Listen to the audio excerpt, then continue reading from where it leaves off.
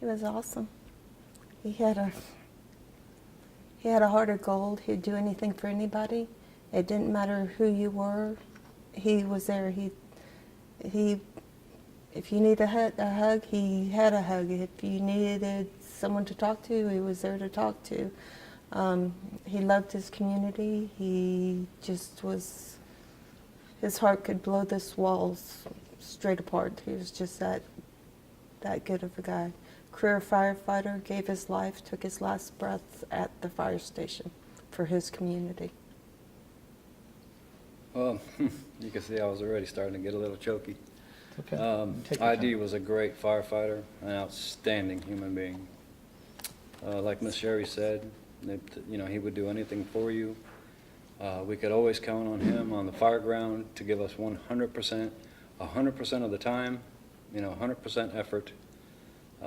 Good worker, loyal, dedicated.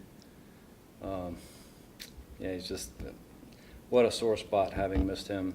Losing him was a real hurt for us at Station 6. We'd been together basically his entire career. He's been assigned to me for 20 years. So he's my firefighter for 20 years. Between two units there at Station 6, there's Engine 6 and Truck 6, and he would bounce from one unit to the other depending on the need. The word no never came to his vocabulary. If we needed something, he took care of it for us. ID was an excellent cook. He was the station cook. We never had to worry about, what are we going to eat? That's typically the hardest meal in a firehouse, is trying to decide what we're going to eat, because everybody's got to have, got their limitations, their issues. Whatever it was, he'd figure it out, and he'd make the very best that we would all enjoy. Fisherman, outstanding fisherman, outdoorsman, loved to hunt, loved to fish. If you couldn't find ID on land, he was out in the water, on his boat, wading, on his boat, fishing for snook, tarpon, trout. It's just an incredible human being, really. If you had the opportunity to meet him, you were lucky, you were blessed.